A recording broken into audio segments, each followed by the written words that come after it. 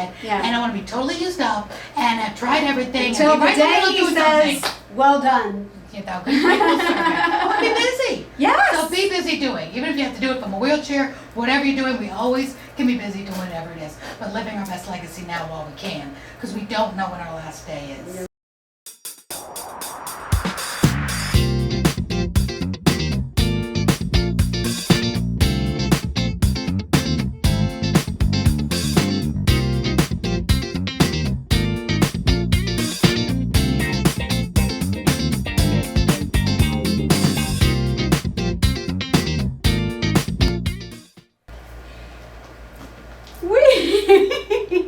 We are here in the Atlanta studios of WATC TV with Aurea McGarry. Very exciting. I met the fabulous Aurea McGarry on Clubhouse, and it's not often you get to make a friend on social media and meet them in real life. She hosts a regular show at this TV station, and little secret, I'm going to be her guest tonight. But in the meantime, she has an incredible story of surviving and thriving and reinvention, and she is not dead yet. She's still going. So we are going to sit down with her on We're Not Dead Yet, Women Rocking Their Next Chapter, and tell her story. Welcome to We're Not Dead Yet, Aurea. Hi, honey. I'm so happy to meet you. Flesh and blood. I Flesh know. and blood. It's a beautiful thing. It really is. But they say you can't make real friends on social media. And I say, Who says that? you're not doing it right. They're wrong. You're not doing it right. They're really not. They're really not. But I've never seen anything as cool as the audio apps. We're actually able to get to know each other. And I haven't made friends on, the Instagrams or the things. It's like you're posting pictures. But on audio apps, you're actually talking to people, and we've been engaging and running rooms together. It's like being on the phone. It is. It's like being on the phone with your girlfriends. It really is. And then we get to meet people in person. Yes. You get to come on and be on TV tonight. Woo-hoo! So very excited, because your mission and your passion is so important. Thanks. So important. Thanks. You know, I so appreciate your support. But I want this is about you. Okay. I know that's hard for you. I know. I know that's hard for you. This is about you. And see, that's me too. We share that, right? We do. That's why I just chose to have an interview type show, because I am just more excited to share other people's story than my own. So we have that. Yeah, you're in the right spot, you're doing the right thing, and your show is just fantastic. Thank It really you. is. Great people. So let's go back. Young 20-something Aurea. So last year? Yeah. Perfect. What was she hoping to do and conquer and be? Well, if you go a little bit further back, when I was born at a very young age. When I was a little girl, I always wanted to be a rich and famous movie star. Oh, did you? Oh, gosh. I would watch Johnny Carson. I'd watch movies. My mom was a cosmopolitan model. What? Yeah, she was. And Not a surprise. No. I didn't get her legs or her 18-inch waist, but I got the personality. So, yay. So TV was everything. Movies. That's what I thought I'd do. And I was born and raised in New York City. So I was in the right spot where everything was happening. We used to go to Broadway shows and meet the actors afterwards. I went to school where all the celebrities' kids were, but it's a really hard industry. And women, for the most, I'm going to do a big generalization now. This is back in the 70s. Back in the day. Yeah, it wasn't a real warm and fuzzy place to be. No. Very, those, scratch your eyes out. Hazardous. Yeah, and you and I were very cheerleaders for other women. And yes. I give God the glory for that, because I just came out loving other women, wanting everybody to succeed. And so for me to get a part and everybody else to lose was hard for me. Yeah. And to live my life like that was like, ugh. But I still loved entertaining, and throughout my life I was always in shows, always in musicals, all of that.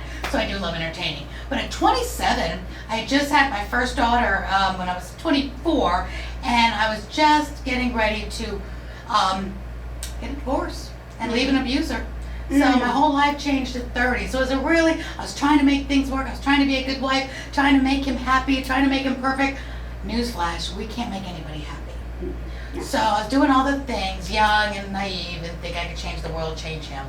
And meanwhile, my daughter was really young at the time. So I was trying to fix everything.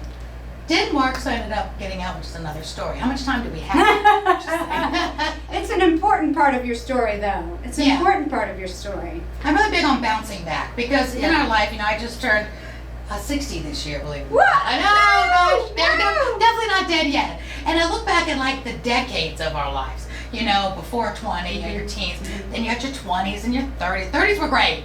I had a good time in my 30s. Then there was 40s, 50s, and gosh, now I'm on that 60s.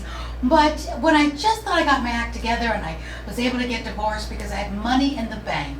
I actually did a direct sales company. I got money in the bank and a free company car. And money, ladies, buys you choices. Yeah. So whether you stay or whether You were a Mary Kay consultant. I was. Am I allowed to say that? I don't know. I think you are. And that's where I met real women that cheer each other on. Mhm. You know, the old joke is, how many Mary Kay consultants does it take to change a light bulb? 2, 3. I don't know. At least 3. 1 to change the light bulb and 2 to applaud. Because we applaud you for everything. You walk in the door. Yes. Because it's a big deal as a woman, as a wife, as a single mom, whatever we are, to get out the door and get to a meeting, to pursue our dreams. Mhm. Takes a lot. So when you walk in the door, we're always cheering you on. You made it! You know, guys don't do that. They just go out the door. Yeah. I remember I had so many mentors when I was young, in my 20s and 30s, that were already, you know, in those pink Cadillacs or making a 6-figure income a month, you know, that were pulling us all up. Yeah. So I'm really feel the calling to do the same Yeah. to all the decades below me now. You Come got on the up. bug. Yeah, I got the bug to be the grandma and say, come on up, let me help you. Don't do that. You can't fix them. Stop. Right, You know, don't right. make the same mistakes. Let's go back. Let's go way back. We go back. Just a little nugget Okay. about your dad. Oh, that far back. Okay, well, when I was in New York City, I really was born into a silver spoon.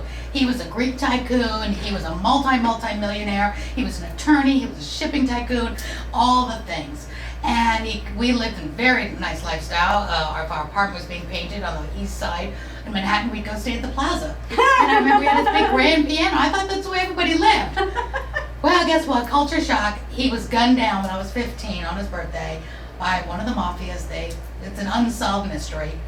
And they think he was stepping on somebody's toes, being the attorney, whatever. They just said, don't ask. And when my mom was just scared, I was 15, I had a brother and a sister still do. You know, we don't ask questions, but it was like lap of luxury to absolutely nothing. Move into Queens where I had cockroaches on the bed all over me when I wake up in the morning. Yeah, it was like culture shock. And I knew at that moment that I wasn't going to stay there. That it's like, no, I'm getting back into the city and I'm taking my mom with me. Mhm. And within 6 months, you know, I got her back in, bought the apartment there on the Upper East Side where my stepdad to this day still lives. Oh my gosh. Yeah, so we can do anything we put our minds to. That's right. Yeah. So then another important piece of your survival, So Thriver. Thriver. I love that term. I heard you say that on Clubhouse. Yes. You are. You're We all more are. than We surviving. all are. You're thriving. You also had, in addition to family, husband problems, Lots of problems. lots of problems you've overcome, but you also had a personal health crisis. Yes. When was that? It was on my 38th birthday. My birthday's Prime of October. life. Yes, right. Oh yeah, I remember. I told you 30s were great, but this something that could have been something really detrimental really was a great experience. Believe it or not, here I am. I'm a Mary Kay sales director with a pink Cadillac.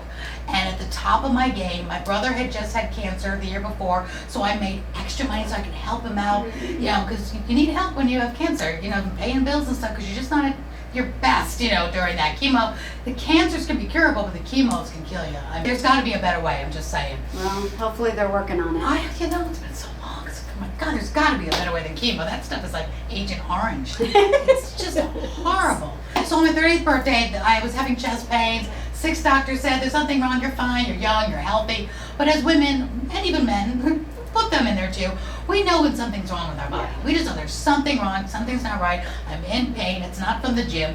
So they finally took an x-ray and took a blood test for the SED rate. And they brought me in on my birthday and said that we suspect it's cancer, but we don't know what kind, so we're gonna have to open you up. And this is the part that's in my TED Talk. So you can go to YouTube. While you're on YouTube watching the show, look me up on our TedX Talk, and I talk about this in a very different way though. And so they threw me to surgery the next day to open me up to see what was going on. And what they found when they woke up, they said, I have good news and bad news. And I'm like, so the good news is you have cancer. Well, That's the holy good cow, part? what is the bad news? Yes, that's the good news. Good news, you have cancer. Bad news is we had to remove half of both your lungs, your thymus gland where it started, take off the lining around your heart, disconnect half your diaphragm, and here's the best part, ladies and gentlemen. They had to remove my left thoracic nerve to my vocal cord, and they guaranteed me I'd never talk again above a whisper. And now I'm going through this, I'm 39, and I'm thinking I just want to make it to 40, because I love your theme. It's like 40, we're not dead yet. You know, things could almost kill us. And I was going to make it to that 40 threshold and then continue on. And I just want to let your viewers know, all the best stuff happened once I hit 40. It's like the rest of it is practice time, you know, making your mistakes. But at 40, something happens where you get that self-esteem. You get, hopefully everybody gets it. You need that little extra. You turn 40, something happens. And it's like, I've got this life to live, and I'm going to live it the way I want. 50 is even better, so believe it or not, because you really get that. I'm going to do what I want no matter what. Yeah, I don't care what anybody thinks or says. Right.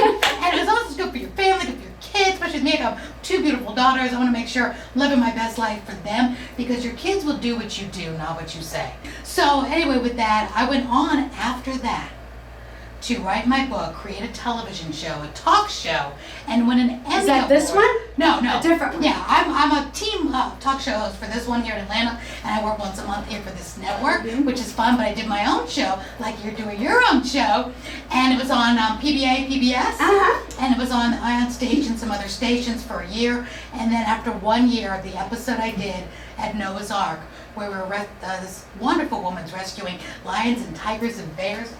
Oh my! So I spent the day hugging tigers, hugging bears, hugging pythons, and telling this woman's wonderful story about how she takes unwanted children and unwanted animals and brings them together.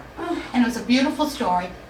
Long story short, I won the highest award in my industry, my little girl dream, going back to when I was little watching Johnny Carson, wanting to win an Emmy or an Oscar for being an actress, and actually win an Emmy for being a TV talk show host, telling good stories, back to our beginning conversation, shining the light on other people, people doing good things. And it was a woman, still is a woman, Noah's Ark in Locust Grove, doing amazing things, making the world a better place. Which to me was God's wink to me, that he had even better plans for me than that audition, get a job, everybody else loses. It's no, have your own show, do your own thing, pave your own way, everybody wins, tell the stories you want. Nobody's losing, because you're doing a show and 100 other people are doing a show right now, as we speak, thousands probably on YouTube. We're paving our own way now, we can do that. That's amazing. Yes. The resources we have. And Absolutely. you know, you don't have to get picked up by a network anymore. No, you just do your own thing. So everybody, no matter what industry you're in, you need to know the awards that are in your industry. Whether you're a realtor or an entrepreneur or a financier, there's awards. Win them. Get your accolades. Get nominated. We may not want to put the light on us, but it matters to your future clients. They like to see award winning. Yes. They like to see a PhD, and that ain't going to be me. So how do you do it? Ain't going to be the PhD. But so then when did you hang your shingle with celebritize your business? That's not too long ago, because I did Live Your Legacy Summits, where I took my TV show idea, I took it into the real world of live events. And I did Live Your Legacy Summits, bringing the nonprofits that I was telling stories of, and women in business, and bringing them together. So successful people learn how to be more successful, and introduce them to causes and nonprofits that they could give to, or support, or be on their boards, or give them, news media coverage. And it was a big hit until 2020.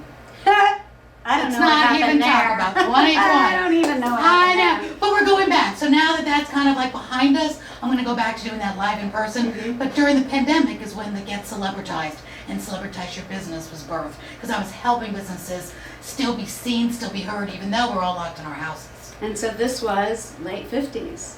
Oh yeah, because I turned 60, Reinvention number yeah. 752, Probably, right? Yeah, exactly. Well, and I won't be stopping reinventing. One of my idols, should you say, one of my mentors that I love, I feel like I know this woman, is Betty White. She's since passed away, 99 years old, hugging a grizzly bear, feeding him a cupcake. That'll be me. And she did so many sitcoms in her 80s. She hosted Saturday Night Live in her 80s when I was doing, Hot in Cleveland. So just viable, doing what she loves doing. And she said she had to do her acting, industry to support her animal fanatic. She's an animal fanatic like me, yes. So same thing over here, all the stuff I love with animals. But that's what I want to be, 99 years old, still feeding grizzly bears, doing what I do, talking, making people laugh, shining the spotlight, because I love the title again of your show. And so I'll be like 94 or 5, and can we still have Oh, cocktails? you got it? Oh my God, yeah. Because I know that I want to be totally used up when I die. So kind of like you, Yeah. we're not dead yet. We are not dead until the day we are dead. Yeah. And I want to be totally used up and have tried everything. Until and the be right in the day middle he doing says, something. well done. You know, good people servant. I want to be busy. Yes. So be busy doing. Even if you have to do it from a wheelchair, whatever you're doing, we always can be busy doing whatever it is. But living our best legacy now while we can. Because we don't know when our last day is. Yep. Age is nothing. Age is a number. Yep. It really is. I'm having great years. Never mattered on what age it was. I would never go back to my 20s. No. My 30s were better. My 40s were better. Really good. 50s were fantastic. And now I'm going to 60s. Physically, how do you feel? We won't talk No. about that. No? I'm kidding. Well, pandemic weight, but that's another thing. Oh, But no, I no. feel really good. Yeah. I really do. I should exercise more, so pure transparency there. But Literally, that's everyone. if I'm cancer free, it's a good day. It's been Yes. 22 years cancer Oh, free. praise God. Yeah, so I always figure if I don't have any major disease, I'm fine. I don't care about a few pounds or No, 2 or 20 no, pounds. no. It doesn't really matter to me anymore. Used to really bother me, but not anymore. I just want to live my life the best I can using the personality God gave me, and that's the same no matter what I weigh. You have another venture, another reinvention that's just like weeks old. Which one? Which one? MomLink! Oh, the Mom Link. Yeah, let's talk about the podcast. I have a podcast. Yes, you are, but that's And the more Mom than Link. weeks old. Yes. Podcast. Started You were podcasting. what age when you started podcasting? Over the pandemic. Over the pandemic. Yeah, I fought podcasting so much because I love TV. So if I'm not on TV, I'm not doing anything. Even though I did a lot of radio. But I wasn't going to be a podcast host. I want to do TV. But I combined it. So my TV show, my podcast is television. You're going to be on it. We video, we put it on YouTube, and we put it on 360 TV, Amazon Fire, Roku, and then it gets uploaded as a podcast. So best of both worlds. Yeah. And then the Mom Link, we've met on Clubhouse. I'm a chapter president. So again, it reminds me of my Mary Kay days when I really was my happiest with women, where I could lead them to where they wanted to go. So using that, I've turned 60 and I really want to lead more over the threshold, help them get over obstacles, know there's hope no matter what. And so I'm going to be leading a wonderful group of Aurea's All-Stars through the Mom Link. They've got everything set up, so we don't have to do all And the it's work ourselves. for women entrepreneurs. Yes, it's for mompreneurs, and it's always, of course, for men too, but mompreneurs, so it could be a one-stop shop for everything they need, whether they need an attorney, whether they want to write a book, whether they want to start their own show, whether they just need to know how to do a funnel, how to do a program, how to run a workshop. The world's changed so much because of the pandemic. There's so many things we need to do now, and you have to have this coach for that and this coach for that. You need to do my finances. What is a funnel? What is a back office? What's a click funnel? And in the Mom Link, there's 30,000 members just of the Clubhouse club alone, that in there we're able to support other women in business, which could be you guys watching. And we say, who knows this person? Who knows somebody that can do copywriting? Yeah. Oh, I do. We go to our mompreneurs first. Yeah. Then if we don't find what we need, which we normally always do. Who knows about speaking? Yeah, hey, speak for TEDx profit. speaking. I don't know. Do I know anybody? Another thing I did over the pandemic, TEDx. Yeah, So that was just- over the pandemic. You're just stunningly amazing. Yeah, so I wanted to get that MomLink thing out there because so many women get to this chapter and they I've got more to do, I've got more to give, but what?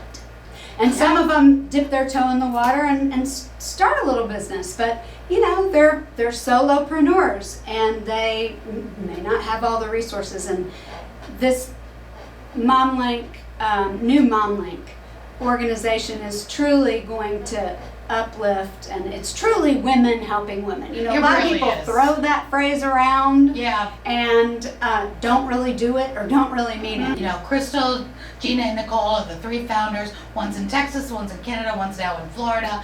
They really do believe that women, we can conquer the world, our daughters can conquer the world, and helping the world be a better place. And why wouldn't we go to a fellow female entrepreneur for our needs? We really want to support each other, and we do it. And every week we're having these rooms where it's, what do you need? Yes. Do you have a give? Do you have an ask? Let's get your need met right now in this room. It goes to my mantra since I started this is I don't believe in the word empowerment because we have the power. Oh, It comes from God, comes from within. I like that. You may not realize it, you may not be using it, but you have the power. It's already inside of you. You don't need to wait for some guy to give it to you or some girl. Really? It's inside you. We're talking to our 20-year-old self. But No, wait. what you may need is emboldening. You may need support, You do need encouragement, a helping hand, a kick in the pants, You may need a lot of those things, but what you don't need is power.